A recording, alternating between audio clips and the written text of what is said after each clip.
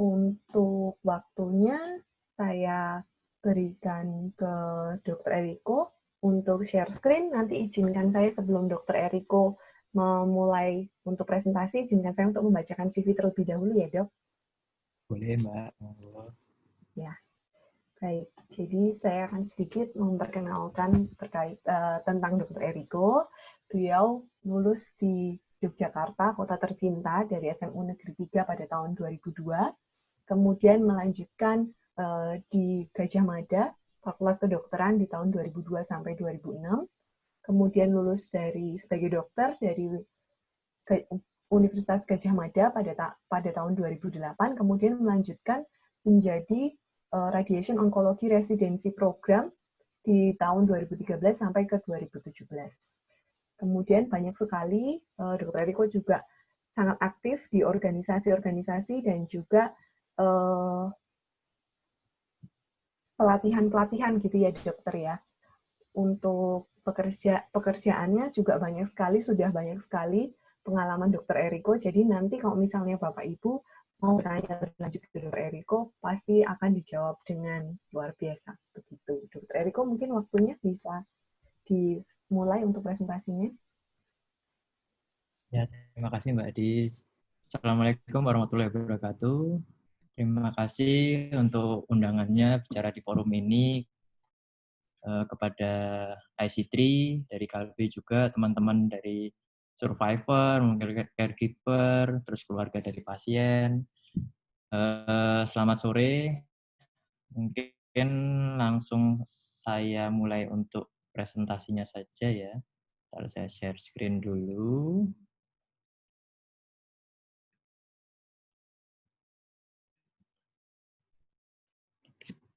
Ya. Mungkin teman-teman di sini ada yang sudah pernah menjalani radioterapi? Bapak-bapak, ibu-ibu mungkin? Ya. Di sini, sebentar. Di sini saya ingin menyampaikan tentang penanganan sariawan dan nutrisi pada pasien kemoradiasi. Kemoradiasi ini metode baru untuk penanganan kanker sebenarnya yang mulai kita gunakan mungkin 10-15 tahun terakhir. Mungkin kilas balik tentang kanker. Kanker itu merupakan sebenarnya awalnya adalah sel normal. Sel normal yang kalau misalnya sel itu normal, dia akan membelah menjadi 2, 4, 6, 8 dengan bentuknya seperti yang semula. Tetapi kalau misalnya dia ada kerusakan, jadi ada sel yang rusak, dia sebenarnya secara normal dia akan bunuh diri atau apoptosis. Jadi kerusakan itu tidak berlanjut menghasilkan sel-sel yang rusak. Tetapi pada sel kanker, sel yang rusak tadi dia akan mengalami mutasi. Mengalami mutasi berubah secara sedemikian rupa, bisa sekali, 2 kali, 3 kali, 4 kali, sampai berkali-kali, sehingga dia akhirnya tidak bisa mati. Jadi inti dari sel kanker adalah dia sel yang tidak sempurna dan tidak bisa mati. Jadi semacam apa ya, mumi kali ya. Jadi secara dia tidak terkontrol lah.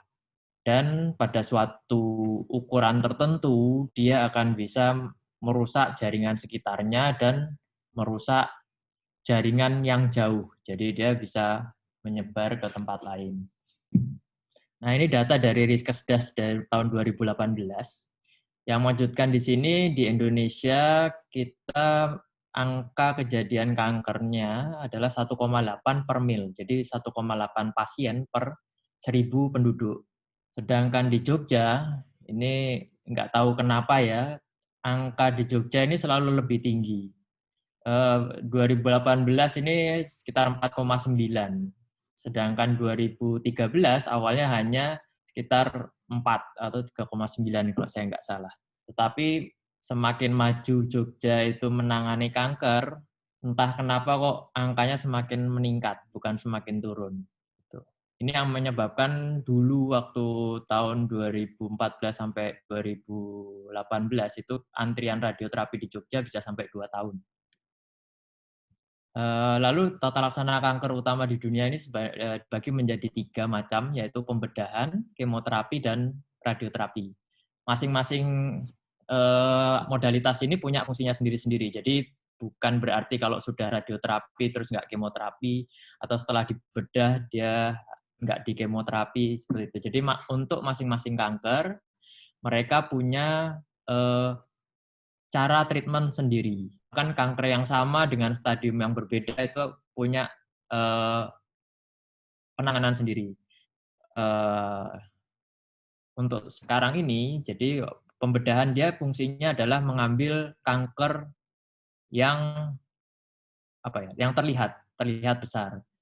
Sedangkan kemoterapi dia fungsinya adalah mengejar sel-sel kanker yang kemungkinan dia menyebar ke seluruh tubuh atau yang memang indikasi untuk dilakukan kemoterapi. Lalu untuk radioterapi sendiri adalah tujuannya untuk mengontrol lokal dan regional. Jadi penjalaran dekat dari bisa kelenjar getah bening atau ke tempat-tempat yang tidak terjangkau oleh pembedahan.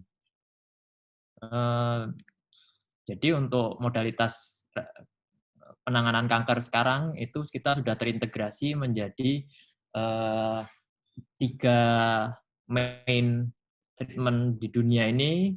Kita gunakan semuanya. Mayoritas penyakit kanker akan menggunakan 3 main treatment ini. Radioterapi sendiri dia sifatnya non-invasif dan ditoleransi dengan baik oleh tubuh pasien. Bisa menjadi terapi primer, bisa menjadi terapi adjuvan maupun terapi paliatif untuk pasien-pasien kanker yang sudah mengalami metastasis. Bagaimana sih sebenarnya mekanisme radiasi membunuh sel kanker? Mungkin teman-teman penasaran ya, kok bisa sih orang tiduran di meja kok kankernya mati gitu kan? Apakah dibakar? Karena banyak orang bilang radioterapi itu panas, dibakar. Sebenarnya enggak juga ya, itu mitos aja. Jadi ini kalau dulu pernah belajar biologi ya kita ada namanya DNA ya. DNA itu ada di inti sel itu ada DNA. Nah, DNA inilah yang mengatur kehidupan sel. Radioterapi dia berfungsi dengan memberikan radiasi pengion kepada DNA. Jadi kita tembak ke organ-organ kanker, ke sel-sel kanker, lalu akan terjadi putus. Jadi rantai DNA-nya itu ada putus. Ini di sini digambarkan dengan warna merah. Ada yang double strand break, ada yang single strand break. Nah, kalau double strand break ini biasanya sel itu mati. Tetapi banyak juga yang hanya mengalami single strand break, jadi dia bisa survive. Ini efek langsung dari radiasi. Dan ada efek tidak langsungnya. Jadi mematikan sel kanker malah lebih banyak efek tidak langsungnya dari radiasi, yaitu dengan menggunakan H2O2, hidrogen peroksida. Ini sangat penting pada tema kali ini karena hubungannya dengan nutrisi. Jadi dengan radiasi, air yang ada di sekeliling DNA, dia akan berubah menjadi hidrogen peroksida, jadi H2O2.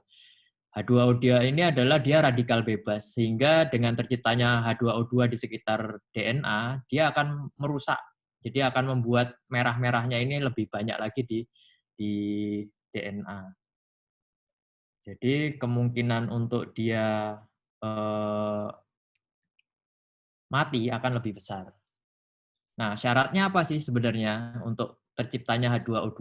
H2O2 ini terdiri dari air dan oksigen. Jadi air dan oksigen yang ditembak radiasi, dia akan menciptakan suatu senyawa namanya H2O2. Syaratnya adalah apabila Hb pasien lebih dari 12. Di dalam beberapa jurnal disebutkan bahwa Hb itu harus untuk menentukan prognosis baik dan buruknya itu cut off-nya di 12. Beda dengan kemo ya. Kemo itu untuk bisa menjalani kemo dia butuh habis sekitar 10 agar anunya baik, respon terapinya. Itu.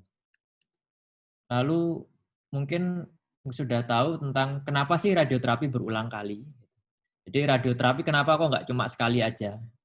Jadi sebenarnya kita bisa memberikan dosis radiasi sekali saja. Cuma yang mati nggak cuma tumornya, tapi jaringan sekitarnya juga ikut mati. Sehingga akhirnya setelah perhitungan yang dilakukan, maka pengulangan itulah yang lebih baik. Jadi ketika tumornya mati selama disinar, jaringan sehatnya itu masih bisa survive. Karena secara sifatnya jaringan tumor itu akan lebih sensitif terhadap radiasi dibandingkan jaringan sehat. Sehingga jaringan sehat bisa recover menjadi baik,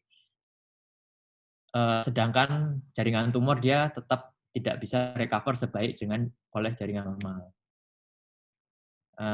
Goal dari radioterapi sendiri adalah ini yang tadi saya sebutkan, therapeutic ratio. Jadi kita di sini ada tumor control probability, jadi kemungkinan tumor untuk dikontrol atau kita sebut tumor untuk dimatikan ya. Kalau secara awamnya seperti itu. Dan yang garis merah ini adalah normal tissue complication. Jadi efek samping yang mungkin terjadi karena radiasi. Nah, semakin dempet kurva ini, itu semakin dia radioresisten. Jadi tumornya belum mati, jaringan sehatnya sudah mati dulu. Jadi jaringan sehatnya sudah berfungsi tidak normal. Nah, semakin tinggi teknologi, kita semakin bisa memisahkan kurva hijau ini dengan kurva merah. Untuk gampangnya, zaman dulu itu kanker prostat misalnya. Kanker prostat zaman dulu dianggap kanker yang resisten. Karena sebelum kanker prostatnya itu mati, rektum atau usus besar sama kandung kemih itu sudah hancur duluan. Tetapi dengan perkembangan teknologi, dengan membaiknya teknologi radioterapi, kanker prostat itu merupakan salah satu kanker yang treatment utamanya adalah radioterapi. Seperti itu. Jadi dengan perkembangan teknologi, resistensi itu terhadap radioterapi bisa berubah. Dan 60-80% kanker ini melibatkan radioterapi dalam tata laksananya, baik stadium awal sampai stadium akhir, dari ujung kepala sampai ujung kaki. Lalu sumber radioterapi sendiri ada mungkin zaman dulu kita pakai kobalt, sekarang kita pakai linear accelerator, di negara-negara maju sekarang sudah berubah menjadi menggunakan heavy ion dan partikel terapi. Ini mesin-mesin radioterapi, ya ini contohnya yang kobalt, ini yang linear accelerator, ini yang dengan carbon ion. Ini walaupun kelihatannya kecil, tapi di belakang alat ini ada bangunan sebesar satu lapangan bola. Jadi cukup besar ya. Ini proses radioterapi sendiri diawali dengan konsultasi, pemeriksaan penunjang, lalu kita lakukan CT simulator atau bahasa awamnya ya kita keker ya. Untuk nembak itu kan kita harus ngeker. Lalu diberikan tanda, lalu dokter akan kasih tumor, kita akan contouring, lalu tumor setelah di mapping kita akan rencanakan di mana nembaknya.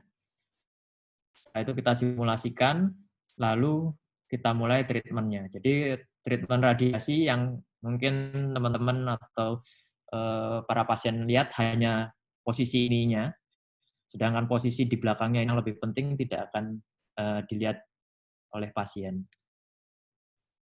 Selain itu juga kita wajib memverifikasi sinar yang keluar dari alat itu apakah sesuai dengan yang kita harapkan atau tidak. Ini contoh kita melakukan contouring, jadi setiap dokter radioterapi, kalau sekarang namanya dokter onkologi radiasi, kita akan gambar, jadi hasil CT scan tadi, CT simulator kan bentuknya akan menjadi seperti ini, lalu kita akan gambar, kita mapping, mana bagian yang boleh disinar, mana yang tidak boleh disinar, mana yang dosisnya boleh sekitar 70, mana yang 60, mana yang 54, jadi agak complicated. Ini hasil mapping-nya kita, hasil contouring. Jadi masing-masing pasien akan punya hasil ini sebelum melakukan penyinaran. Jadi cukup rumit ya, beda dengan dokter yang lainnya yang tinggal kasih obat. Dokter radioterapi kerjanya gambar malahan. Setelah ada gambar dari dokter radioterapi, lalu akan di planning, akan direncanakan untuk tempat menembak radiasi, dosis yang akan diberikan, terus akan disesuaikan dengan dosis-dosis jaringan sehat di sekitarnya. Nah, di sini juga akan bisa kita lihat, nah, yang tadi kita gambar ini, yang kelihatan warnanya menyala ini adalah secara visual radiasi akan berbentuk seperti ini setelah ditembakkan. Itu. Di sini juga ada dosis yang harus kita evaluasi sebelum pasien dilakukan radiasi. Jadi kita harus pastikan dulu bahwa radiasi yang kita berikan itu tidak menyebabkan efek samping yang fatal pada pasien. Karena memang radiasi ini adalah pedang bermata dua ya. Jadi di suatu sisi dia baik, di satu sisi kalau kelebihan dia akan menyerang kita. Ini mungkin gambaran proses radioterapi. Jadi ketika gantry-nya ini berputar, dia akan menembakkan radiasi pengion. Rasanya sih tidak ada rasanya ya, dia tidak berasa, tidak berwarna, tidak berbau. Jadi harusnya tidak ada rasa panas pun harusnya tidak ada, karena kita tidak membakar pasien. Mungkin kalau misalnya bisa dibandingkan sama kayak lampu lah, lampu itu juga nggak ada rasanya. Ini di dalam gantry tadi, saya nggak keluar ya.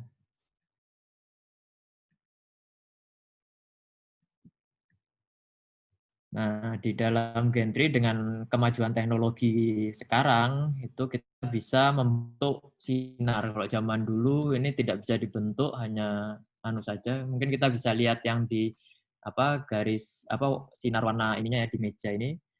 Dengan sekarang itu kita bisa bentuk sedemikian rupa sehingga menghindari jaringan-jaringan sehat yang kita tidak ingin sinar. Jadi sambil dia berputar, sambil sinarnya itu membentuk organ yang tidak ingin kita kenakan. Ini zaman dulu kita hanya bisa nyinar, ibaratnya ini tumor ya, kita hanya bisa nyinar kotak seperti ini, semuanya kena. Lalu sejak ada 2D planning, kita bisa sedikit membentuk seperti ini. Lalu ada namanya teknologi 3D konformal, kita lebih bisa membentuk lagi. Lalu yang akhir-akhir ini ada teknik MRT, kita bisa sampai mengukir dosisnya seperti tumor bentukannya. Bahkan sekarang teknologi yang sekarang kita bisa warnai, nggak cuma mengukir seperti itu. Jadi kemajuan teknologi ini cukup baik. Ini misalnya dengan tumornya yang bergerak-gerak, zaman dulu kita hanya bisa di sekelilingnya kalau ada jaringan sehat kita akan kenai semua. Kalau misalnya dengan teknik 3D konformal tetap ada yang kena walaupun sudah lebih sedikit daripada yang ini. Lalu dengan MRT kita sudah bisa mulai membentuk, jauh mengurangi target sinar. Lalu ada teknik IGRT, jadi dia sinarnya mengikuti tumor yang bergerak. Karena secara nalurinya, secara alaminya, organ di tubuh kita kan pasti akan selalu bergerak, nggak ada yang diem. Gitu. Lalu sekarang itu kebanyakan treatment untuk kepala leher sama organ kewanitaan itu dilakukan kemoradiasi. Jadi kemoradiasi itu adalah treatment kemoterapi dan radioterapi yang dijalankan dalam satu waktu. Kenapa dijalankan dalam satu waktu? Karena ada banyak keuntungan yang bisa kita raih dari kedua kombinasi tersebut. Apabila kita menggunakan cisplatin sendiri, itu bisa terjadi, cisplatin itu kemo ya, salah satu kemo ya. Bisa merusak DNA tapi bisa repair. Lalu tadi yang saya bilang, bila ini DNA, kita kenakan radiasi, kalau hanya satu yang keputus masih bisa repair juga. Nah, harapannya ketika dikombinasi, jadi dikombinasi, maka akan terjadi ketika dilakukan radiasi, ini sudah tidak bisa repair karena dihalangi oleh cisplatin. Atau cisplatinnya bekerja untuk mengumpulkan DNA, lalu radiasi menembak. Seperti itu. Awamnya seperti itu ya sebenarnya, tapi prosesnya sebenarnya complicated, jadi rumit. Jadi misalnya kita sinar, kalau pernah sinar nasofaring, misalnya kita sinar untuk yang sekarang 33 kali, maka seminggu sekali itu akan dilakukan kemoterapi. Kemoterapi di sini dosisnya bukan dosis berat yang seperti yang 3 mingguan itu, tapi dia hanya dosis ringan. Biasanya kalau 3 mingguan pakai 3 jenis obat atau 2 jenis obat. Kalau yang mingguan bareng dengan radioterapi, kita hanya pakai 1 jenis obat, cisplatin biasanya atau carboplatin. Dan itu pun dosisnya hanya setengah. Jadi efek sampingnya tidak seberat kalau yang 3 mingguan. Kenapa sih? Nah, ini secara datanya seperti ini. Jadi dengan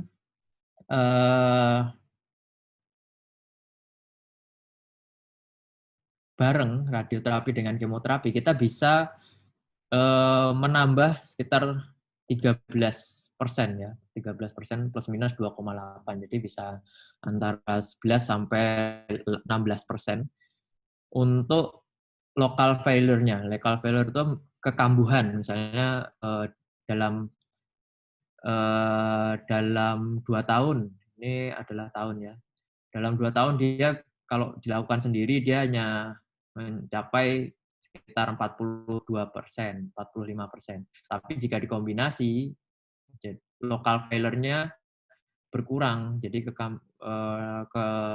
kesembuhannya bisa sampai hampir 60% seperti itu. Ini pun terus seperti itu. Dan hubungannya dengan kemo saja juga bisa seperti ini. Jadi tidak local failure dan anunya mirip ya. Jadi tidak bisa maksimal dalam treatment-nya. Gitu. Ini yang hanya menggunakan radioterapi saja, seperti ini. Lalu yang kombinasi dia seperti ini. Jadi dia lebih baik dalam menjaga lokoregional control. Lalu kita beralih ke efek samping. Efek samping radioterapi kemoradiasi sebenarnya localized, jadi hanya ada di tempat yang kita sinar saja. Tidak terus sinarnya di kepala, efeknya kerasa di perut, apa di kaki, itu tidak. Jadi terlalu jauh. Beda dengan kemoterapi yang efeknya bisa dirasakan seluruh tubuh. Radioterapi ini mirip dengan bedah sebenarnya, tetapi tidak menggunakan pisau. Lalu efek sampingnya ini personal, jadi individual ya. Ada orang yang mungkin mengalami efek samping, ada yang tidak mengalami efek samping. Lalu efek sampingnya pun bersifat sementara dan dapat dikendalikan. Jadi setelah radiasi selesai biasanya dia akan segera hilang. Dan efek samping tersebut biasanya berkurang beberapa hari atau minggu setelah pengobatan selesai. Ada beberapa efek samping yang mungkin bisa terjadi agak lama, mungkin seperti nasofaring kalau kita memang mentarget kelenjar liurnya, karena kelenjar getah bening yang di dekat kelenjar liur, jadi dia akan mendapat dosis yang tinggi sehingga mungkin agak sulit untuk recovery. Tapi memang itu harus kita lakukan karena di situ tempat yang paling sering tumornya bermigrasi. Jadi sering ada di sana. Sekarang kemoterapi dan radioterapi adalah terapi yang banyak digunakan untuk terapi kanker, dan 30-60% dari pasien yang menjalani terapi beresiko mengalami sariawan atau mukositis. 40-60% pasien kanker yang menjalani kemoterapi pun juga mengalami sariawan ya, atau mukositis. Ini efek samping akut dari radiasi. Hanya misalnya kita sinar kepala leher, di sini hanya ya efek sampingnya hanya aja di kepala leher ya. Mulut kering, bisa juga air liur mengental, nyeri untuk menelan, mual, sariawan, dan kerusakan pada gigi. Kalau kita sinar tenggorokan dan leher, juga sama, biasanya terjadi gangguan menelan dan burn sensation, lalu batuk dan perubahan suara. Karena memang di sini ada lokasi pita suara, di sini ada paru-paru, ya, kita perlu hindari dan perlu aware. Dan kulit sendiri, di sini bisa terjadi dermatitis radiasi, jadi seperti lecet-lecet, seperti itu ya. Nah, kenapa sih kok bisa terjadi mukositis? Jadi kenapa bisa terjadi sariawan pada pasien yang mengalami kemo dan radiasi? Radiasi sendiri sangat baik responnya terhadap sel yang sering membelah. Jadi kenapa radioterapi digunakan? Salah satu sebabnya adalah itu, karena tumor itu adalah sel yang sangat sering membelah. Nah, sayangnya di mukosa mulut dan kulit kita, ini bisa digambarkan sebagai mukosa mulut kulit ya, itu ada bagian yang sangat sering membelah, yaitu di membran basalnya. Di membran basal dan ini lapisan sedikit di atasnya, dia sangat sering membelah. Jadi ketika radiasi itu ditembakkan, responnya hampir mirip dengan tumor. Jadi dia juga akan mati. Jadi yang awalnya mungkin untuk menciptakan kulit di atasnya itu bisa 100 kulit per hari misalnya. Setelah diradiasi dia akan jauh berkurang. Sehingga apabila terjadi kerusakan pada permukaan mukosa mulut atau permukaan kulit, dia tidak bisa lagi repair, tidak bisa lagi diperbaiki oleh kulit di bawahnya. Nah, kulit itu kan misalnya ini rusak, maka kulit yang di bawahnya ini, bagian bawahnya akan mengganti ke atas. Bagian bawahnya lagi akan mengganti tempat temannya. Nah, bagian bawahnya lagi itu akan diproduksi oleh membran basal.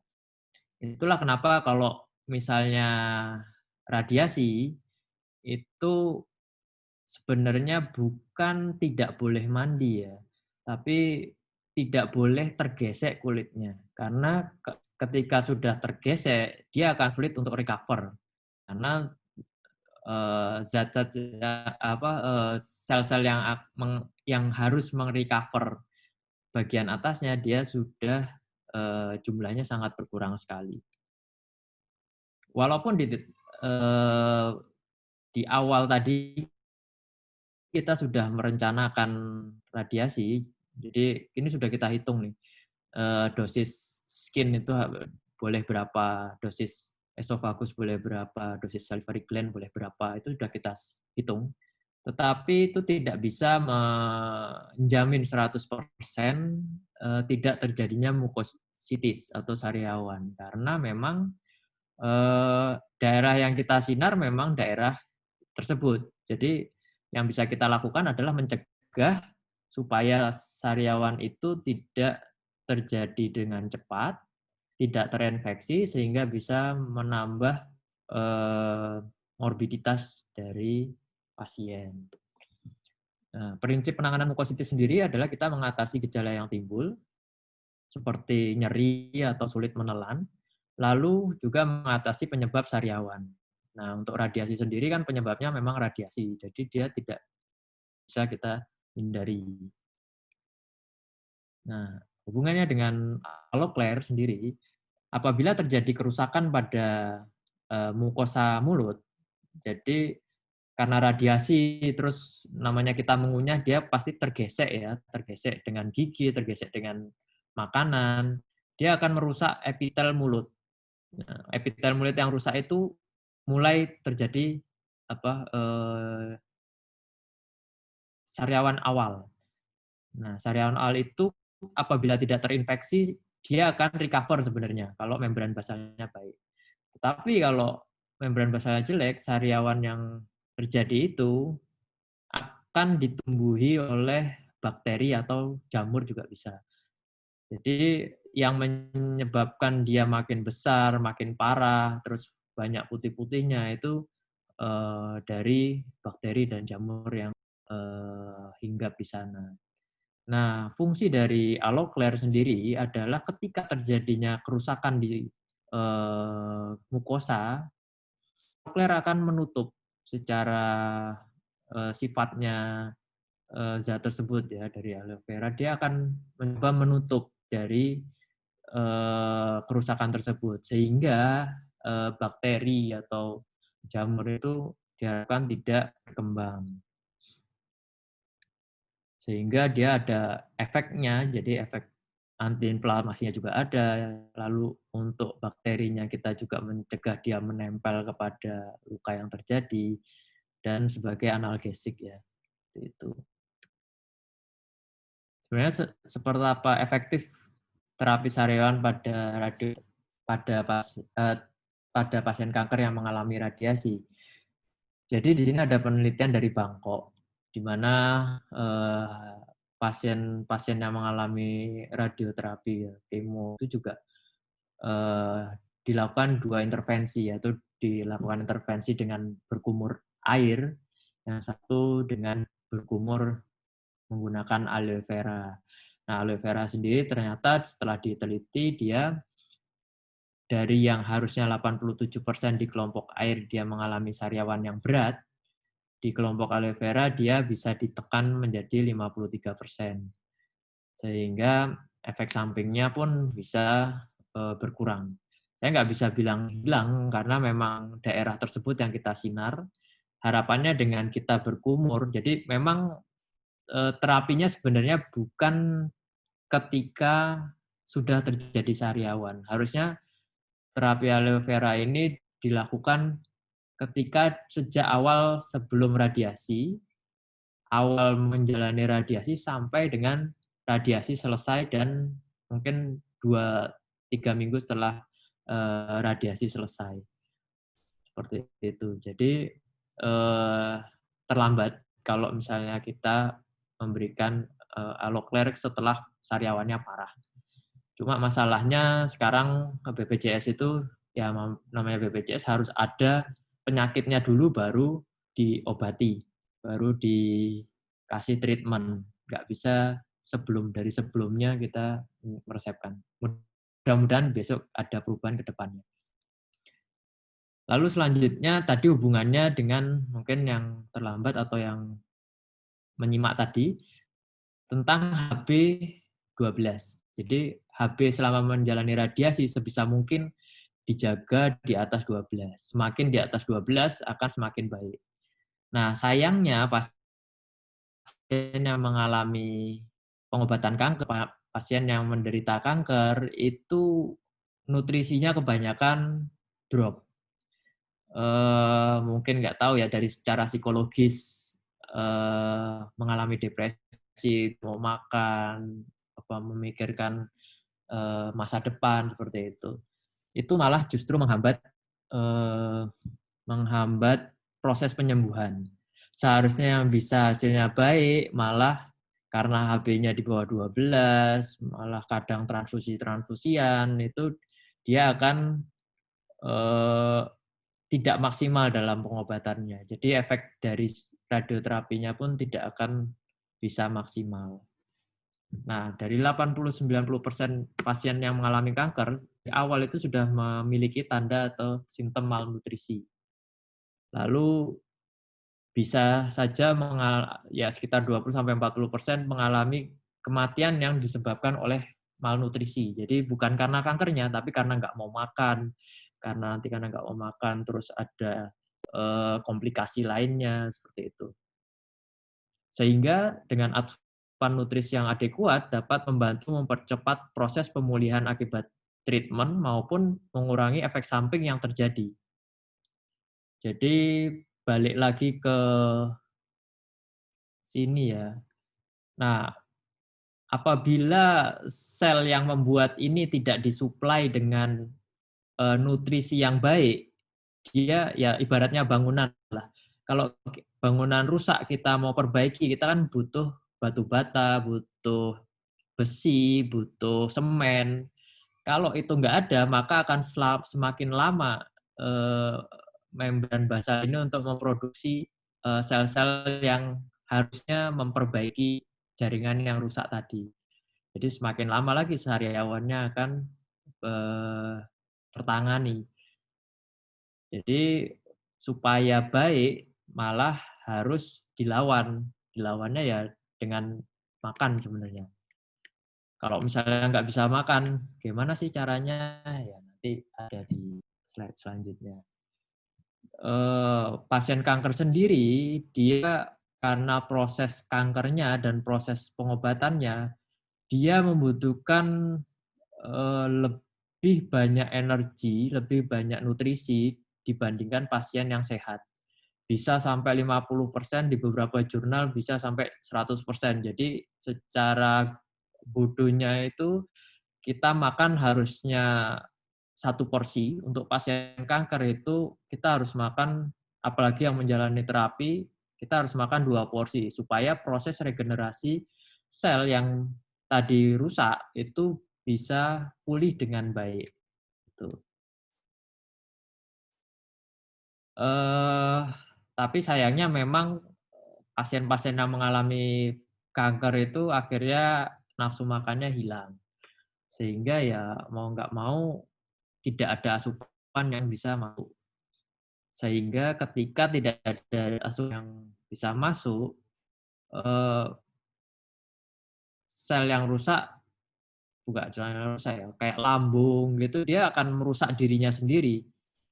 Akan merusak dirinya sendiri karena tetap memproduksi HCl. Sehingga nanti mungkin yang punya mahnya akan kumat. Atau yang tadinya belum punya menjadi punya dispepsi atau punya gastritis malahan sekarang. Atau kadang-kadang bisa sampai ulcer, jadi ya sampai ada luka di lambungnya seperti itu. Nah, sehingga kalau sudah itu terjadi, makin lagi penyerapan nutrisi di organ-organ pencernaan kita itu akan drop. Jadi ini buah si mama yang seharusnya tidak terjadi kalau memang pasien mau untuk melawan secara benar. Selain itu juga malnutrisi bisa disebabkan oleh muntah-muntah ya. Jadi ada kemoterapi yang menyebabkan high emetic, jadi bisa mual secara berat ya, yaitu cisplatin, doxorubicin, epirubisin dan sebagainya. Lalu juga bisa kemoterapi yang mengakibatkan mukositis, 5-FU, methotrexate, vinblastine dan sebagainya. Lalu konstipasi dan bisa merusak hati. Untuk nutrisi sendiri yang tadi untuk HB supaya di atas 12, kalau tidak makan kita harus memaksimalkan nutrien yang sekarang sudah disiapkan sebenarnya. Kalau pada kesempatan kali ini mungkin Nutriken yang dia kombinasi di dalam satu takaran sajinya itu sudah mirip dengan sekitar setengah sampai 1 kali makan. Di sini sangat penting untuk kita dalam radiasi itu adalah proses hematopoiesis, menciptakan darah. Jadi ada besinya, ada vitamin B12-nya, ada asam folat. Ini sangat penting untuk menciptakan darah. Sehingga ya banyak sekali pasien yang di radioterapi itu sekitar 75%, mungkin hampir 80% dia mengalami anemia. Jadi HB hanya 10 seperti itu. Cuma kita tidak bisa menunda terapi, kita harus memulai terapi secepat mungkin. Karena kalau kita tunda juga potensi untuk kanker itu menyebar itu akan terlalu tinggi. Jadi sebaiknya kita sudah dari awal pasien untuk makan dulu yang banyak supaya modal awalnya tinggi. Kalau ini untuk kebutuhan kalori secara eh, asupannya kita butuh 30-35 kilokalori per berat badan, per kilogram berat badan. Protein sekitar 1,2-2. Untuk pasien-pasien yang mengalami radioterapi itu bisa sampai 2,5 gram per kilogram berat badan per hari. Sehingga pasien-pasien yang menjalani radioterapi biasanya kita edukasi untuk makan protein yang tinggi. Jadi ngemilnya ngemil protein, makannya pun makan protein. Seperti itu. Lalu untuk lemak sekitar 30-50% dari total kebutuhan harian. Juga ada di sini ada valin, isoleucin, dan leucin. Di sini dia akan memperbaiki untuk muscle atrofinya ya. Terus keseimbangan nitrogen dan sintesis protein juga akan ditangani. Lalu juga yang tidak kalah adalah sistem imun. Sistem imun ini memang pada pasien kanker itu terutama kemoterapi dia akan sangat menurunkan sistem imun. Radioterapi juga begitu untuk radiasi-radiasi yang mengenai sumsum tulang. Lalu dengan ketiga zat ini dia bisa untuk meningkatkan nafsu makan dan memberi kecukupan kalori. Asam lemak omega 3 yaitu DHA dan EPA. Lalu ini dia bisa punya efek antiinflamasi dan terhadap kanker dia akan mencegah pertumbuhan dan migrasi kanker. Jadi mencegah penyebaran juga. Dan untuk kualitas hidup pasien sendiri dia memperbaiki dari malnutrisinya. Sehingga harapan hidupnya bisa lebih panjang diharapkan seperti itu.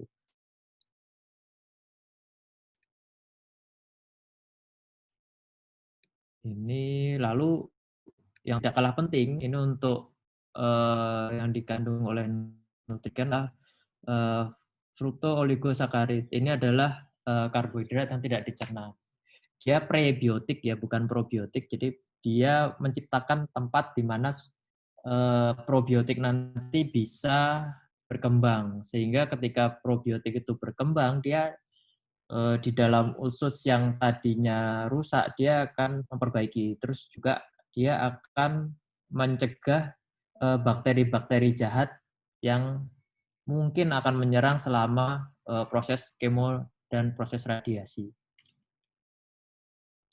Ya, nutrikan sendiri dia tinggi energi dan protein untuk menjaga status nutrisi kita, juga tinggi BCAA, omega 3, fos, dan lalu antioksidan, vitamin mineral, dan bisa dikonsumsi per oral, diminum, dan sonde. Biasanya pasien-pasien dengan kanker kepala leher, untuk sementara rasa itu tidak bisa dirasakan. Asam asin itu selama radiasi biasanya dia akan berkurang atau bahkan bisa sampai hilang. Nah, dengan nutrikan atau susu atau makanan lain yang rasanya mungkin kita awalnya nggak seneng, kita bisa mengkonsumsi ini dengan baik karena memang jadi tidak ada rasanya. Walaupun rasa nutrikan sendiri ini cukup enak kalau menurut saya sih, karena penyuka susu soalnya. Nah, sekitar mitos radioterapi ini mitos ya, jadi nggak ada sebenarnya yang pasien yang tidak boleh mandi, tidak menyebabkan rambut rontok untuk radioterapi, dan radioterapi itu kalau diradiasi sakit itu juga enggak, karena memang tidak ada rasa, tidak ada warna, tidak ada bau. lalu menjadikan pasien radioaktif. Enggak, karena radioterapi hanya saja di bunker. Ketika pasien keluar dari bunker, dia sudah tidak mengandung radioaktif sama sekali. Beda dengan kedokteran nuklir yang akan disuntik zat radiasi ke dalam tubuhnya. Kalau radioterapi tidak menyuntikkan sama sekali. Lalu ada pantangan makanan, ini persepsi yang paling salah karena terutama kanker itu walaupun kita mantang makanan, kita nggak makan sama sekali 2 tahun berturut-turut, jangan dikira dia nggak akan tumbuh, dia akan tumbuh dengan suburnya. Jadi kesimpulannya adalah teknologi terbaru radioterapi memungkinkan untuk mendapatkan distribusi dosis yang baik ke tumor dan melindungi jaringan sehat, sehingga tumor kontrol dan angka kesembuhan meningkat. Lalu tata laksana radioterapi berperan hampir semua stadium penyakit dan hampir semua kanker. Efek samping radioterapi sendiri dapat ditoleransi dan di-manage oleh dokter, dan pemenuhan kebutuhan nutrisi sangat penting selama menjalani kemoradiasi. Dan probabilitas terjadinya mukositis dapat dikurangi dengan menjaga oral hygiene, memenuhi kebutuhan nutrisi, dan menggunakan obat kumur, serta menjaga kelembapan mulut. Mungkin segitu saja dari saya. Saya Baik. kembalikan ke Mbak Adis ya. Ya, baik. Terima kasih, Riko, untuk pemaparan materinya. Tadi yang saya ingat tuh nggak ada pantangan makanan. Mungkin habis ini Bapak Ibu semua langsung kayak, wah berarti saya bisa makan apa gitu. Baik, untuk mempersingkat waktu, saya panggilkan Ibu Tiara Indriani untuk melakukan sedikit memperkenalkan produk terkait dengan produk Aloclair. Silahkan Ibu Tiara. Ya, terima kasih Mbak Adi. Selamat sore Dr. Eriko. Selamat sore Bapak Ibu semuanya. Ya, sebelumnya terima kasih untuk Mbak Adis dari IC3 Jogja sudah memberikan waktu kepada kami ya. Perkenalkan, nama saya Tiara, saya dari Kalbe. Hari ini kami diberikan kesempatan, tadi sudah dijelaskan, terima kasih Dr. Eriko terkait sariawan ya dok ya untuk pasien kemoradiasi. Nah, saya sedikit saja mungkin menambahkan penjelasan dari Dr. Eriko. Jadi dari PT Kalbe itu mempunyai produk ya Bapak Ibu untuk pasien kemoradiasi, khususnya yang mengalami sariawan, kami punya produk yang dinamakan Aloclair Plus. Boleh dibantu di slideshow, Mbak Adis? Sudah saya slideshow, udah terlihat belum ya? Di saya sih masih kecil ya.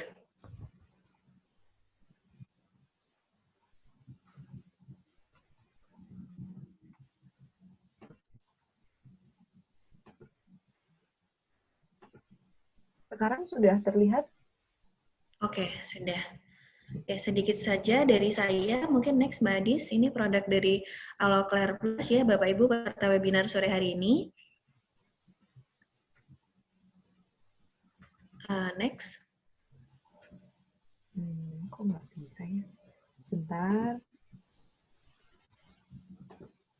Ngambek ya Mbak Adis slide-nya nih. Iya, agak ngambek ini sepertinya. Padahal tadi dicoba sudah. Ini sudah next belum ya? Di saya masih slide pertama, boleh di next. Oke, ini ada nyangkut.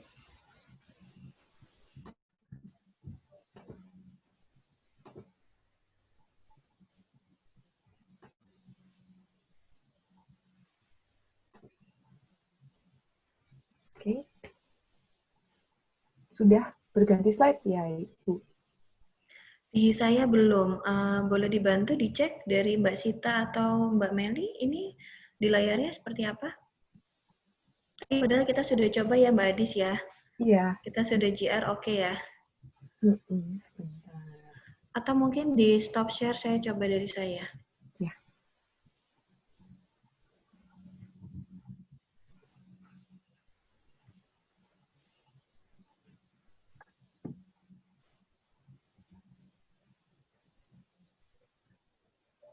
Sudah masuk belum ya Mbak Adis? Sudah masuk. Ini sudah ada slide-nya? Ya, sudah ada. Oke, saya lanjut aja. Kembali lagi, produk kami adalah Aloclair Plus ya Bapak Ibu, yang tadi sudah disampaikan oleh Dr. Eriko terkait dengan sariawan. Jadi tadi sudah dijelaskan, salah satunya adalah faktor internal dan eksternal, yaitu terkait dengan radioterapi dan juga kemoterapi. Ini prinsip penanganan sariawan sebetulnya yang harus diatasi adalah gejalanya dan juga penyebabnya. Nah, produk-produk yang ideal sebetulnya yang Bapak Ibu butuhkan after kemoradiasi itu sebetulnya ada beberapa poin ya Bapak Ibu, yaitu yang dicari adalah nyaman, tidak perih ya pastinya, lalu rasanya juga dapat ditoleransi, lalu praktis karena mudah digunakan, aman juga karena jika tertelan efek sampingnya itu juga minimal, lalu yang terakhir adalah efektif, jadi produk yang dibutuhkan itu membuat nyeri Bapak Ibu itu berkurang, lalu kerjanya juga cepat dan juga tahan lama. Ini adalah bentuk produk dari Aloclair Plus. Jadi kita ada mouthwash alias obat kumur, lalu juga ada gel dan juga spray. Ini contoh gambarnya. Untuk obat kumur ukurannya itu ada botol 60 ml, lalu di gel kita punya tube 8 ml dan juga spraynya 15 ml. Kegunaannya untuk apa sih Aloclair itu Bapak Ibu? Jadi Aloclair itu digunakan untuk sariawan, khususnya yang mempunyai lesi traumatik akibat penggunaan kawat gigi dan gigi palsu, dan khususnya terdapat luka atau lesi pada rongga mulut. Jadi seperti kita setelah kemoradiasi ya. Kandungannya apa saja? Kandungannya itu yang paling banyak adalah aloe vera, jadi lidah buaya. Lalu ada gliserin asid dan juga sodium hyaluronat dan PVP. Nah, saya jelaskan sedikit untuk kandungannya. Dari aloe vera itu ternyata bersifat sebagai antiinflamasi dan juga antiseptik, analgesik, dan pembalut luka. Yang tadi sudah dijelaskan oleh Dr. Eriko, cara kerja Aloclair nanti akan melindungi lapisan-lapisan yang terdampak ya. Jadi ada lapisan khusus, jadi sariawannya itu teratasi. Lalu ada juga asam hyaluronat. Ini adalah komponen yang memiliki efek melembabkan dan mempercepat penyembuhan luka. Jadi selain untuk tadi aloe veranya itu untuk antiinflamasi, ternyata kita juga ada tambahan untuk melembabkan dan mempercepat penyembuhan luka. Ada juga gliserin ya. Maaf. Nah, ini asalnya dari ekstrak akar dari licorice atau akar manis. Manfaatnya apa? Sebetulnya ini sama ya sebetulnya dengan Aloclair, tapi memang ini tambahan aja, jadi antiinflamasi. Untuk mengurangi gejala seperti kemerahan, rasa terbakar, dan gatal itu bisa diatasi dengan adanya komponen di Aloclair Plus. Slide saya masih terlihat ya Mbak Adis ya? Masih terlihat. Oke. Lalu lanjut untuk kandungan berikutnya adalah PVP. Ini bermanfaat untuk membentuk lapisan pelindung. Jadi yang tadi sudah disampaikan Dr. Eriko ya, nanti Aloclair itu cara kerjanya akan membentuk lapisan pelindung di area yang terjangkit. Dan juga ternyata PVP ini tidak diserap oleh tubuh, jadi aman. Yang tadi sudah disampaikan oleh Dr. Eriko. Nah, keunggulan dari produk kita Aloclair Plus itu adalah efektif. Yang pertama mengurangi nyeri sebagai terapi dari sariawannya tersebut. Lalu juga nyaman karena ternyata kita juga punya aplikator. Jadi penggunaannya itu steril, bisa menjangkau area-area yang sulit untuk terjangkau. Dan juga tidak perih. Lalu juga aman karena tidak mengandung alkohol, mengandung bahan alami, dan aman juga jika tertelan. Dan yang terakhir adalah praktis, karena kami menyediakan dengan 3 bentuk sediaan. Mudah juga digunakan dan dapat disesuaikan dengan sesuai kebutuhan dari Bapak Ibu. Jadi kalau nyamannya itu menggunakan gel, kami ada. Mau obat kumur yang akhirnya menjangkau semua area, kita juga ada. Dosisnya itu bisa digunakan diulang 3-4 kali atau sesuai kebutuhan. Ya, untuk obat kumurnya itu dikumur selama 1 menit penggunaannya. Kalau untuk gel bisa dioles 1-2 tetes gel, dan untuk spray itu 3-4 semprot yang digunakan ya. Lalu penggunaannya hindari makan atau minum minimal selama 1 jam setelah berkumur ya, setelah mengaplikasikan Aloclair, dan juga hindari kontak langsung antara ujung tube dengan lesi. Oke, mungkin sekian dari saya Mbak Adis menambahkan penjelasan dari Dr. Eriko. Terima kasih atas waktunya dari IC3 Jogja, dari Dr. Eriko dan juga peserta hari ini. Selamat sore. Selamat sore. Terima kasih Bu Tiara untuk penjelasan terkait dengan Aloclair.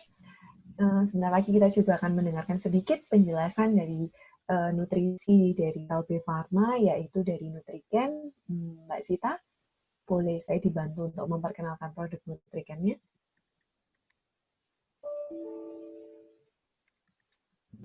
Oke, terima kasih untuk waktu yang sudah diberikan pada saya untuk menjelaskan produk Nutriken. Tadi sudah sedikit banyak dijelaskan oleh Dr. Eriko ya untuk produk Nutriken ini. Untuk share-nya bisa saya share.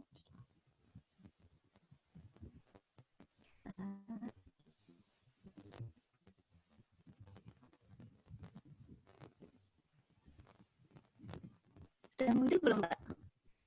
Sudah mulai muncul, tapi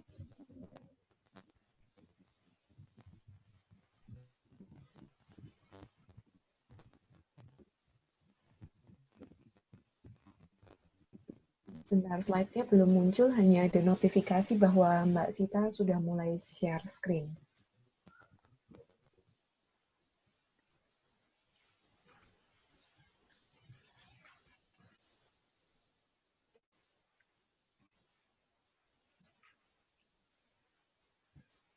Mbak Sita masih bisa dengar suara saya?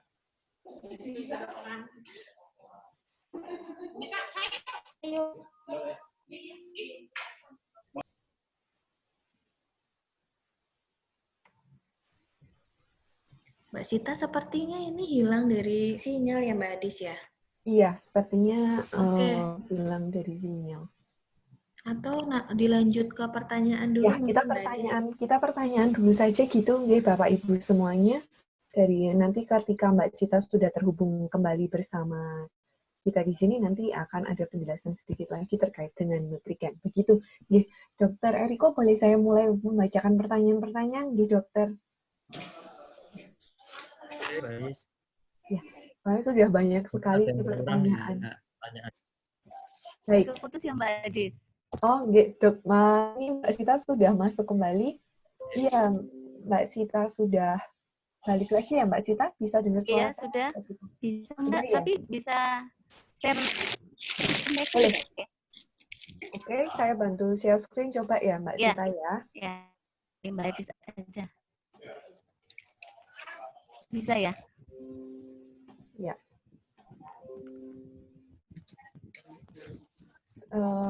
Screen-nya sudah full screen atau belum ya? Untuk yang saya share screen.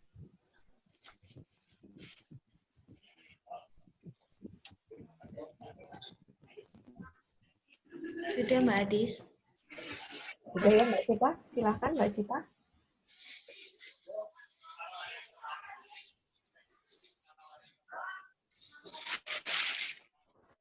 Oke. Sepertinya Mbak Sita keputus lagi ya ini ya.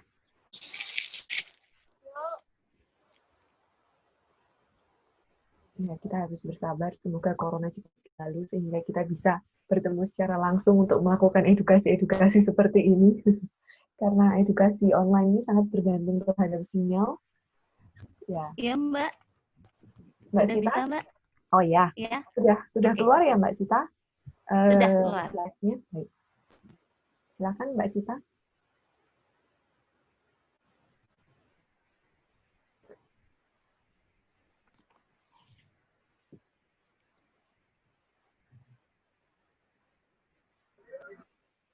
Iya, Mbak Sita.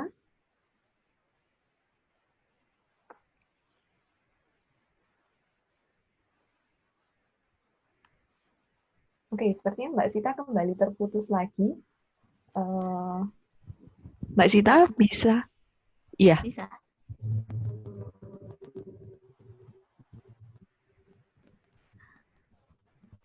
Mbak Sita, 1, 2, 3. Bisa? 1, 2, 3. Oke. Bisa. Oke. Ya. Silahkan Mbak Sita. Aja langsung. Langsung aja Mbak. Next. Bentar.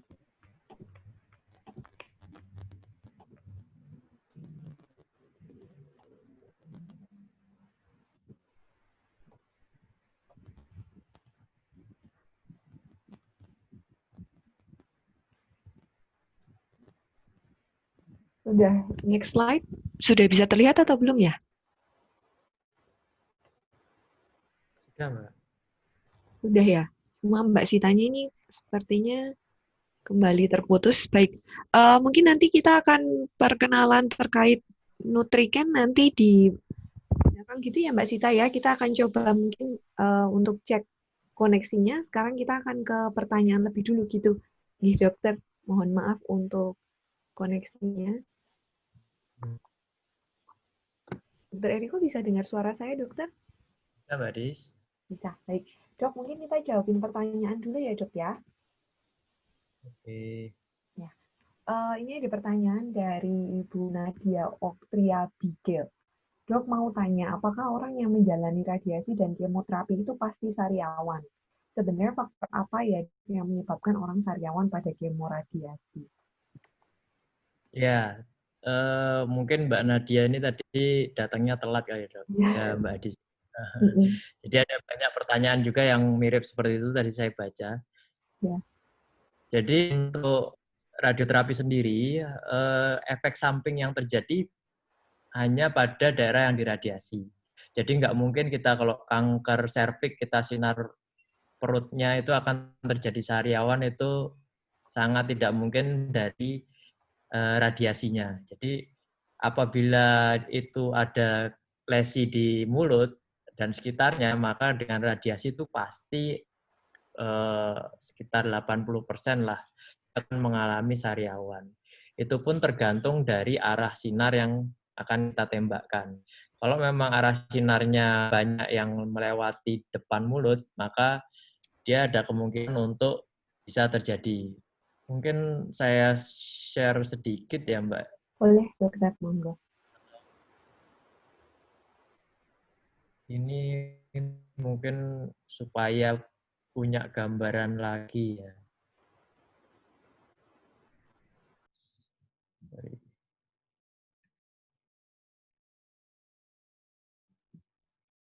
Jadi lagi-lagi kenapa kok terjadi sariawan?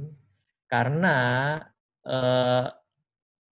membran basal dari mukosa kita atau kulit kita itu tidak bisa mengkompensasi rusaknya permukaan dari mulut kita. Jadi permukaan lapisan dalam dari mulut kita. Jadi kalau yang di sininya rusak, harusnya secara normal kalau orang normal dia akan digantikan oleh jaringan di bawahnya, oleh sel-sel di bawahnya. Tetapi ketika mengalami kemo dan radiasi, sel-sel yang memproduksi di bawahnya ini dia sangat sensitif terhadap radiasi dan sangat gampang rusak terhadap radiasi, sehingga otomatis tidak ada yang membentuk sel-sel yang harusnya menggantikan sel yang rusak di mukosa. Itu nggak cuma terjadi di mulut, tapi di kulit juga seperti itu. Jadi cara mencegahnya adalah sebenarnya jangan membuat kerusakan pada mukosa mulut kita. Cuma yang namanya tempat mulut itu kan tempat makan. Jadi tidak mungkin dia tidak rusak. Jadi tidak mungkin dia tidak mengunyah, itu kan kegigit itu udah terjadi perlukaan. Apalagi kalau misalnya kita makan gorengan. Gorengan itu kan tajam-tajam. Nah, ketika dia menggesek mulut kita yang secara normal itu bisa digantikan oleh mukosa di lapisan-lapisan di bawahnya, dia ketika pada pasien kanker yang mengalami radiasi atau mengalami kemo, dia sulit untuk digantikan. Jadi otomatis lukanya terbuka gitu. Jadi rasanya sulit untuk bisa membuat nol. Jadi untuk bisa membuat sama sekali tidak sariawan pada pasien-pasien yang mengalami radioterapi seperti itu. Baik, terima kasih dokter. Cuma mungkin susah gitu ya dok. Tadi kan dijadikan contoh makanan gorengan lagi dok. Kalau rasanya kalau orang Jawa, orang Jogja itu kalau belum makan gorengan tuh kayak kurang gimana gitu dok. Baik, terima Ya, kasih. masalahnya itu kan jelas gorengan itu tidak menyebabkan secara langsung tidak menyebabkan kanker ya. Jadi jangan terus nanti takut kankernya tumbuh ketika radiasi apa ketika kemo, jadi nggak makan gorengan tapi nggak makan apa-apa juga gitu loh. Iya, benar. Baik, dokter, mungkin saya menyambung ada pertanyaan lagi, dokter. Terkait yang tadi kan ada yang bertanya tentang kenapa masih sariawan. Nah, ini ada pertanyaan, dokter. Apabila mengkonsumsi vitamin C itu apakah juga tetap bisa sariawan, dokter, dari Ibu Esther Ferni? Kalau dengan kemoradiasi, Iya, ya tetap bisa, karena penyebabnya bukan defisiensi vitamin C. Seperti itu. Penyebabnya ya tadi itu, kerusakan yang kita tidak bisa repair secara baik oleh tubuh kita sendiri. baik. Cara menghindarinya ya salah satunya adalah mengkonsumsi nutrisi yang baik. Jadi sangat penting untuk ini pada kesempatan ini kan Nutriken. Nutriken itu sangat baik untuk mensupport pasien-pasien yang mengalami kanker, baik dia sedang menjalani kemoterapi maupun radioterapi. Jadi dengan mengkonsumsi sekitar 3 kali itu kita sudah minimal bisa memenuhi kebutuhan dasar kita. Nah, kalau kita nggak akan sama sekali, otomatis yang tadinya kita udah nggak bisa memproduksi untuk memperbaiki sel mukosa, ya makin lagi. Jadi harus kita support untuk ditambah nutrisinya malahan, supaya dia bisa memproduksi sel ya paling nggak cukup lah, tidak bertambah parah seperti itu. Baik, jadi mungkin lebih ke arah nutrisinya gitu ya, Dok, ya, untuk mencegah sariawan pasca radiasi seperti itu. Baik, dokter, saya lanjutkan lagi untuk pertanyaan selanjutnya ya, dokter. Ini ada pertanyaan dari Brenda Norton, Surabaya. Dalam mencegah sariawan akibat kemoterapi, manakah yang lebih baik dan dianjurkan, berkumur dengan produk yang mengandung povidone, iodin, atau yang mengandung hidrogen peroksida? Terima kasih.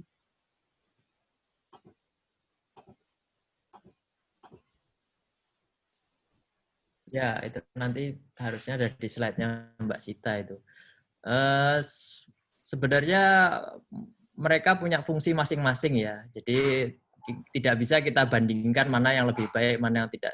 Ada indikasi-indikasi tertentu kapan kita memberikan yang menggunakan povidone iodin, kapan kita memberikan yang menggunakan Aloclair Plus. Jadi untuk lesi-lesi yang masih awal, infeksinya juga masih minimal, itu kita bisa mencegah dengan Aloclair Plus. Dan kalau udah yang sampai parah, sampai mungkin butuh ada banyak jamur, ada itu mungkin kita bisa lebih ekstrim lagi menggunakan nystatin ataupun menggunakan povidone iodin. Cuma memang ada kelemahan sendiri di povidone iodin dan nystatin sendiri. Itu mungkin dari Mbak Sita bisa jelaskan.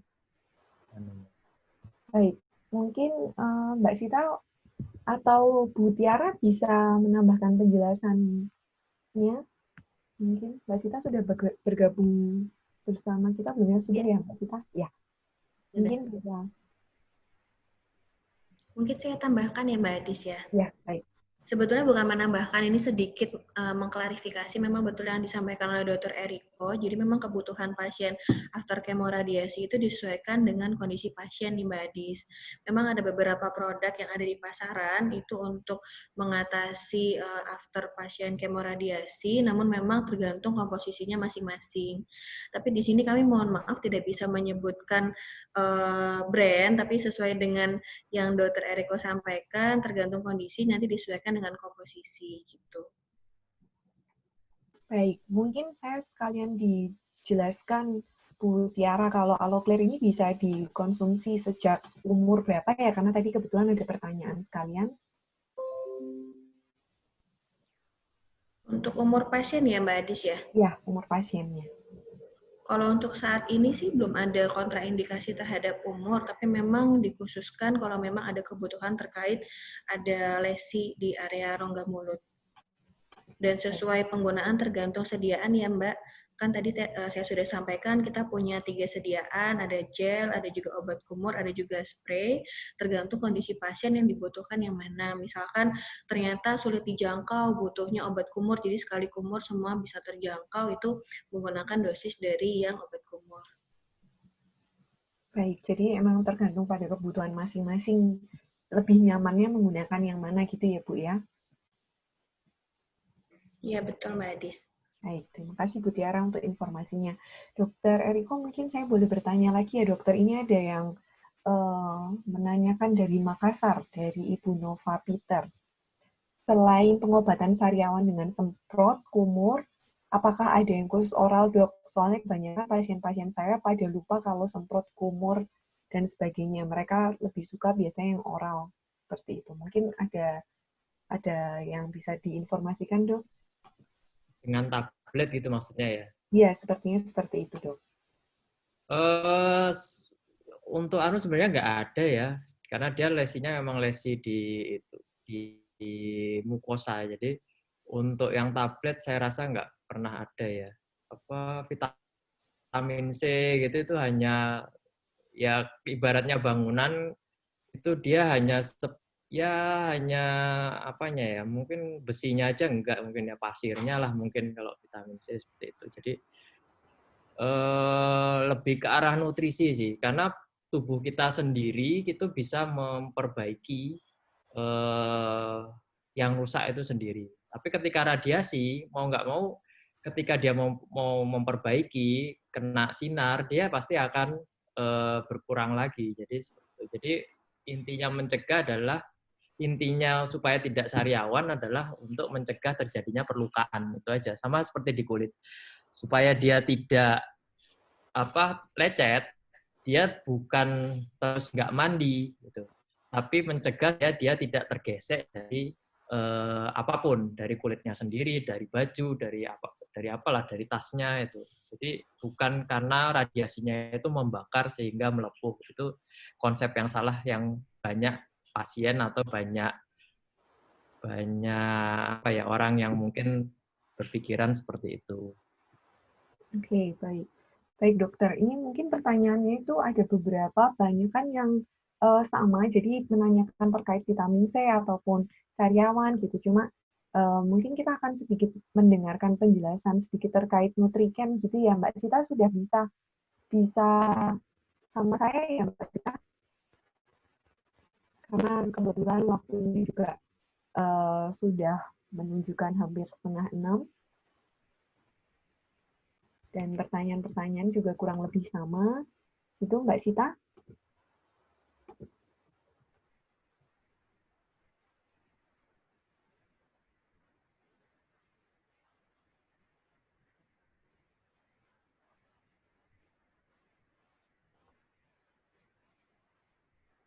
Putus nyambung ya Mbak Adis ya? Iya, kayaknya koneksinya Mbak Sita putus nyambung, Dok. Untung cuma koneksi, Dok, yang putus sambung. Yang lainnya nggak putus sambung. Ya, baik. Oke. Saya ada pertanyaan sebenarnya Mbak ditujukan kepada saya pribadi. Cuma ini menanyakan kenapa sih kok kanker itu hilang timbul. Jadi pernah dinyatakan sembuh lalu kok keluar lagi seperti itu. Ini mungkin saya perlu jawab ya Mbak ya. Iya, monggo, Dok.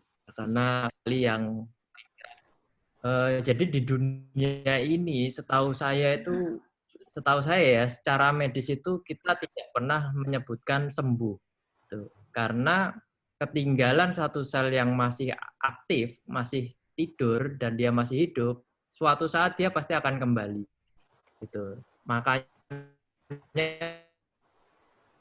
years.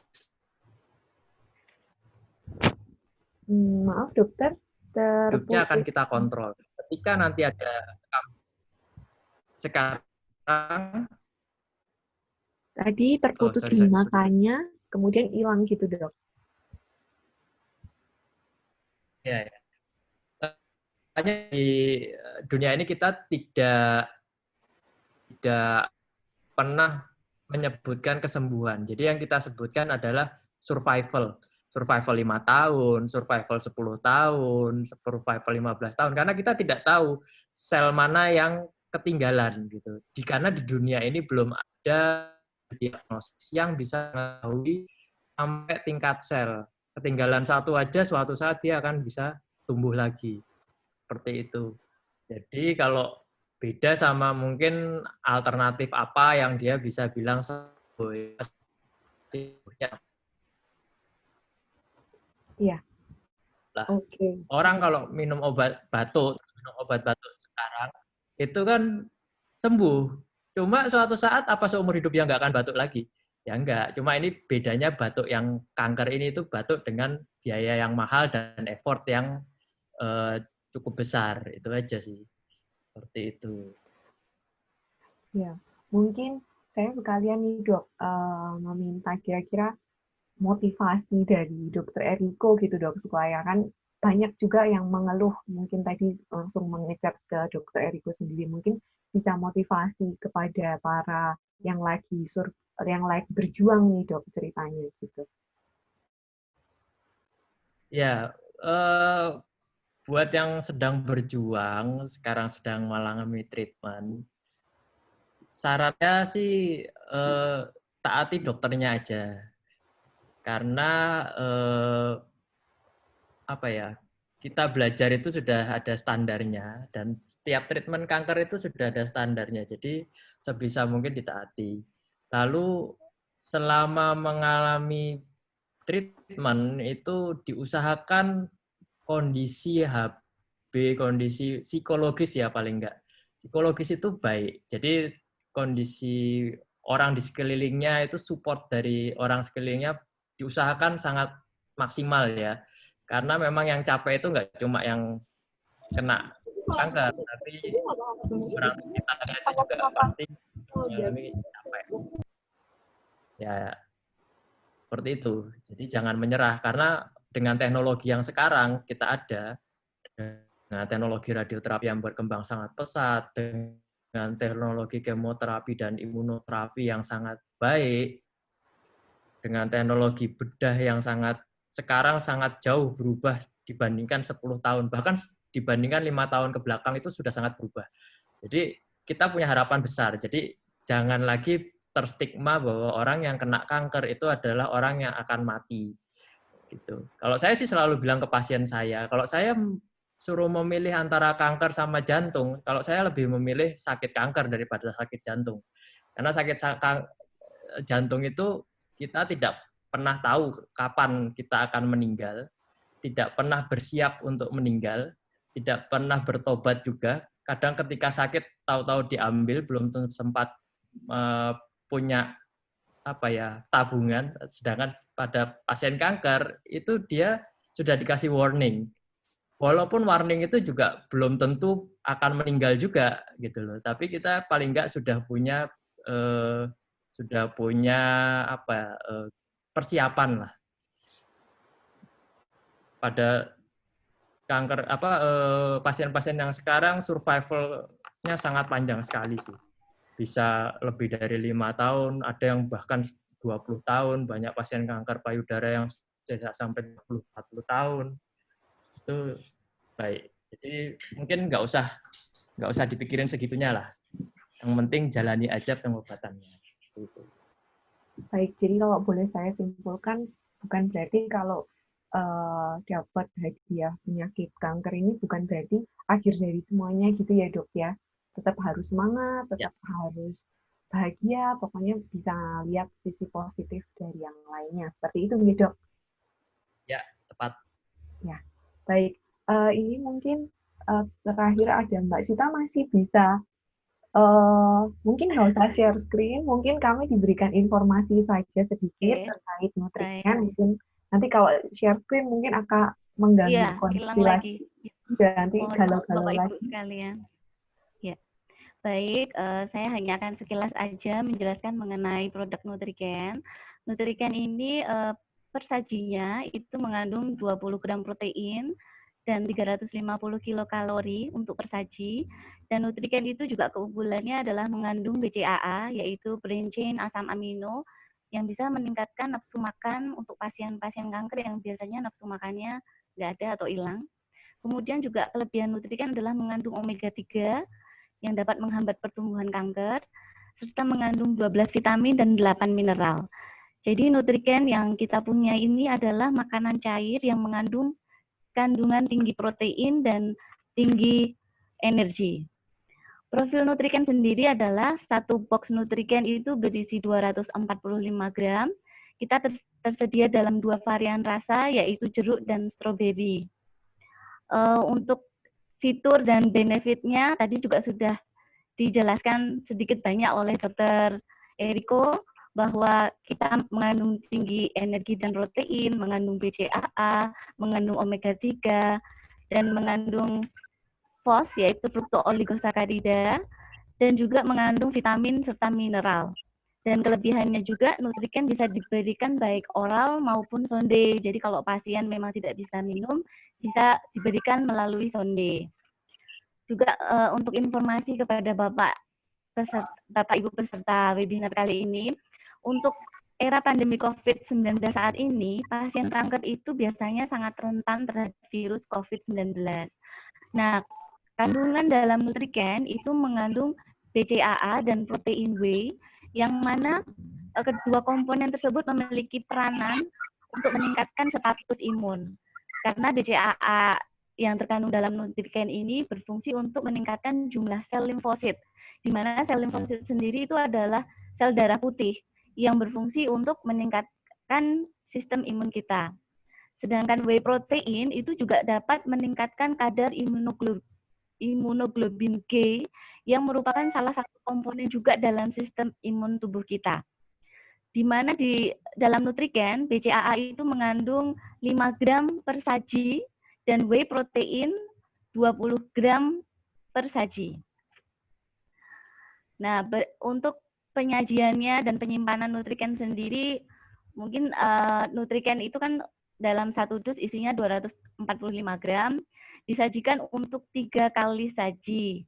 Per sajinya diberikan 5 sendok takar, sendok takarnya itu sudah terdapat di dalam dus Nutriken, dan ditambahkan kurang lebih 200 ml air hangat. Apabila susah dilarutkan, dapat dibantu dengan alat pengocok atau dengan shaker. Tapi tidak boleh untuk dilarutkan dengan menggunakan blender atau disimpan di lemari es. Atau juga kalau ingin diangetin terus dimasukkan microwave, itu juga tidak disarankan ya, karena dapat merusak kandungan dari protein yang terkandung dalam Nutriken. Jadi intinya adalah Nutriken ini membantu pasien kanker untuk memenuhi kebutuhan nutrisi sehingga dapat meningkatkan kualitas hidup pasien dan dapat menerima terapi pengobatan dari dokter, baik itu kemoterapi atau radioterapi, sehingga pasien bisa meningkatkan kualitas hidup dan meningkatkan terapi yang diberikan oleh dokter itu dapat berjalan dengan baik. Nah, Nutriken ini bisa dibeli kalau di Kalcare ada, Kalbestor juga ada. Kebetulan area saya untuk area Rumah Sakit Sarjito itu sangat mudah dapat dibeli di koperasi dekat di Rumah Sakit Sarjito, Koperasi Melati Husada. Di situ Nutriken sangat mudah untuk dicari. Dan kalau ingin bergabung dengan Instagramnya Nutriken, barangkali bisa diketik di Instagram, dicari nutriken.id. Nah, begitu presentasi singkat kami tentang Nutriken. Atas perhatiannya, saya ucapkan terima kasih. Waktu dan tempat saya kembalikan ke Mbak Adis. Baik, terima kasih Mbak Sita. Akhirnya kita bisa mendengarkan suara Mbak Sita dengan lengkap, karena dari tadi kayaknya sinyalnya agak galau-galau gitu. Ya, mohon maaf. Baik, mungkin sekian acara kita pada hari ini. Karena keterbatasan waktu, keterbatasan sinyal, dan semuanya, saya mohon maaf untuk kurang-kurang dari acara ini. Semoga nanti kita akan bertemu lagi di acara selanjutnya dengan sinyal yang lebih baik, ataupun dengan waktu yang mungkin lebih lama, supaya pertanyaan-pertanyaan dari Bapak Ibu semua bisa terjawab dengan baik. Saya mohon maaf untuk beberapa pertanyaan yang mungkin tidak bisa terjawab, karena juga hari ini kita temanya terkait dengan sariawan dan nutrisi. Mungkin untuk konsultasi pribadinya, mungkin lain kali lagi, nanti akan ada, mungkin izinkan saya untuk melakukan blast WhatsApp setelah acara ini. Dan Dr. Eriko, terima kasih untuk waktunya pada hari ini. Dokter, terima kasih. Terima kasih Mbak Nadia, Mbak Adis. Terima kasih. Bu Tiara. Mbak Adis, boleh ini kita foto bersama Mbak Adis? Boleh. Baik. Kita foto bersama. Mungkin peserta-peserta yang dari tadi mungkin masih malu-malu untuk menunjukkan videonya, mungkin boleh dipencet dulu untuk mengaktifkan dari video supaya bisa terlihat.